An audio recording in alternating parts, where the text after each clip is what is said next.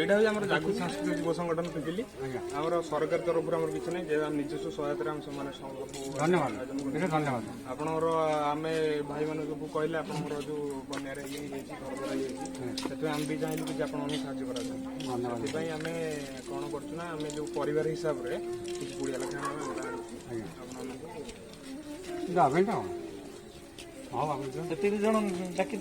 ଆପଣ ବନ୍ୟା ବିଭୀଷିକାର କରାଳ ରୂପ ସାରା ଓଡ଼ିଶାରେ କାୟବିସ୍ତାର କରିଥିବା ବେଳେ ଦୟାନଦୀ ଉପକଣ୍ଠରେ ଅବସ୍ଥିତ ଜମ୍ବିଲା ଗ୍ରାମ ଓ ବଡ଼କଣ୍ଟିର ହରିଜନ ସାହି ମଧ୍ୟ ଏଥିରୁ ବାଦ୍ ପଡ଼ିନାହାନ୍ତି।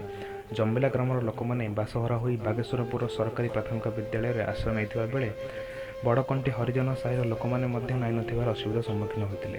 ଏହାକୁ ଦୃଷ୍ଟିରେ ରଖି ପ୍ରଥମେ ବାଗେଶ୍ୱରପୁର ଏବଂ ପରେ ପରେ ବଡ଼କଣ୍ଟିର ହରିଜନ ସାହିରେ ଜାଗୃତି ସାଂସ୍କୃତିକ ଯୁବ ସଂଗଠନର ଆନୁକୂଲ୍ୟରେ ସେହି ବନ୍ୟା ପ୍ରଭାବିତ ଲୋକମାନଙ୍କୁ ଶୁଖିଲା ଖାଦ୍ୟ ଚୁଡ଼ା ଗୁଡ଼ ବିସ୍କୁଟ ଆଦି ବଣ୍ଟନ କରାଗଲା। ପିପିଲି ମାଟିରେ ଆସିଛି ନବୀନତା, ଜନଜୀବନରେ ସଂସ୍କାର ବାର୍ତ୍ତା ଦେଇ ଆରମ୍ଭ ହୁଏ ଜାଗୃତି। ଜାଗୃତି ନବଜାଗରଣ କଳା ସଂସ୍କୃତିର ଝଙ୍କାର। ଜାଗୃତି ଜାଗୃତି ଜାଗୃତି।